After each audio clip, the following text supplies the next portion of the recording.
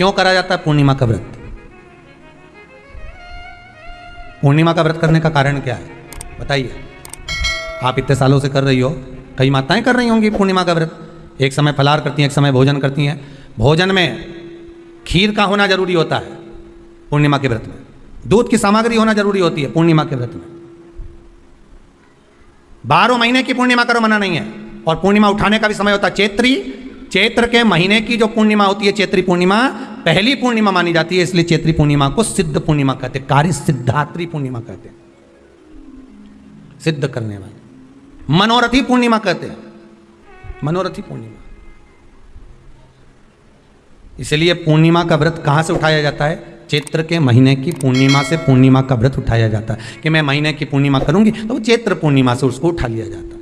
पर उसका एक नियम रहता है, आप फलाहार करें अपनी जगह पर है, पर एक समय भोजन कर रहे हैं वो अपनी जगह पर। भोजन के साथ में मीठे के साथ थोड़ा दूध की सामग्री होना जरूरी होती है। और क्यों करते हैं पूर्णिमा का व्रत, किस लिए किया जाता है, क्यों करा जाता है, उसका व्याख्यान वर्णन शिव महापुराण के अंतर्गत स्कंद पुराण में लिखा गया। स्कंद पुराण में वर्णन किया है श्री वेद व्यास जी महाराज ने। कहा ये पूर्णिमा का व्रत इसलिए किया जाता है कि व्यक्ति का जब मन गलत भ्रम में जाने लगता है, मन जब गलत जगह पर जाने लगता है, तो ये मन को गलत जगह पर ले जाने वाला कौन होता है? तो कहा ये चंद्र होता है। व्यक्ति की राशि के अंतर्गत, व्यक्ति की पत्रिका के अंतर्गत, व्यक्ति की ग्रह दशा के अंतर्गत जब चंद्र बेकार चलता है तो व्यक्ति अच्छा करते करते भी बेकार करने लग जाता है। चंद्र डोल रहा है। कई माताएं कहती हैं गुरुजी हमारे बेटे को आशीर्वाद दीजिए, बहुत गलत संगत में जा रहा है। मतलब समझ जाना कि चंद्र गड़बड़ जा रहा है। बेटी अगर गलत मार्ग पर जा रही है, बेटी अगर गलत संगत में जा रही है, किसी अन्य व्यक्ति को आकर्षित हो, चंद्र गड़बड़ हो रहा है, उसका चंद्र कहीं जा रहा है। कोई पुरुष, कोई लड़का, कोई गलत मार्ग पर जा रहा है, चंद्र गड़बड़ हो रहा है।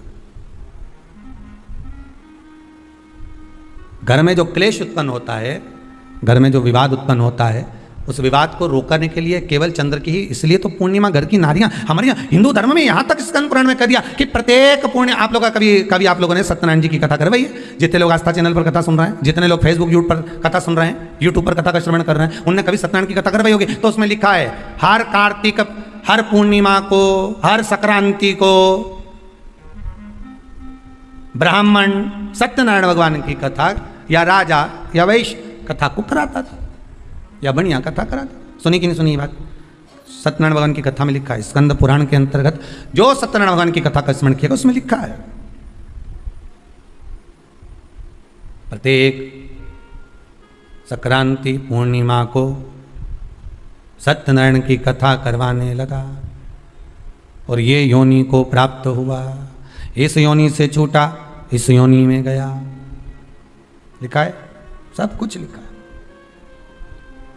अब उत्ते से समझ जाओ कि पूर्णिमा को सत्यनारायण की कथा करने का बोला है। तो पूर्णिमा को सत्यनारायण की कथा का क्यों बोला? वैसे तो रोज कराओ सत्यनारायण जी की कथा, प्रतिदिन कराओ, मना नहीं है। आप क्या कोई विशेष फंक्शन है आप सत्यनारायण जी की कथा करवा, पर पूर्णिमा संक्रांति को और संक्रांति को पूर्णिमा को सत्यनारायण की कथा का स्मरण क्यों करवाया गया? क्योंकि पूर्णिमा के दिन अगर ये भगवान का व्रत रख लेगी, पूर्णिमा के दिन अगर ये खीर का प्रसाद बना लेगी, थोड़ा सा दूध की कोई सामग्री बना लेगी और भगवान को भोग लगा देगी, भले सत्यनारायण भगवान के भाव से बनाए, भले सत्यनारायण जी के निमित्तार्थ बना, पर अगर इसने सत्यनारायण भगवान के निमित्त से बना, पर पूर्णिमा के दिन अगर ये व्रत रखेगी, उपास रखेगी या कोई सामग्री बनाकर भगवान की पूजन कर लेगी, तो इसके घर में जो अशांति है वो शांति में बदल जाएगी। इसलिए कई घरों में आज भी सत्यनारायण भगवान की पूजन हर पूर्णिमा को करती है। माता किताब लेके बैठ जाती है, तुरंत उन्हें ऑफिस जाना, कहीं काम पे जाना, और तुरंत उसने जल्दी जल्दी कलश रखा, कलश नहीं भी रखे तो भगवान की पूजन कर रखे, ब्राह्मण देवता को बुला लेगी, ब्राह्मण नहीं आएंगे तो खुद कर लेगी, पर करती जरूर है। इतना सा आटा सेक लेगी, पंजेरी बनाई, सीरा बनाई, मिठाई रख दे, कुछ भी करेगी, पर सत्यनारायण की कथा कर ले, उसका मन लग गया उसमें। मतलब पूर्णिमा को करना है, उसको करने से क्या होता है? शांति रहती है, शीतलता रहती है। जिसके घर में हर महीने की पूर्णिमा को खीर बनती हो, ध्यान दीजिएगा, बहुत सुंदर संवाद चल रहा है, बहुत ध्यान देने वाली बात है। प्रत्येक महीने की पूर्णिमा को जिसके घर में दूध की सामग्री बनती हो, दूध की सामग्री तैयार होती हो, खीर प्रसाद तैयार होता हो, उसके घर में कभी क्लेश नहीं हो सकता। चाहे सास बहू एक दूसरे के सामने वो कहे ना, वो सांप और नेवले की लड़ाई क्यों ना, फिर भी शांति हो जाती है।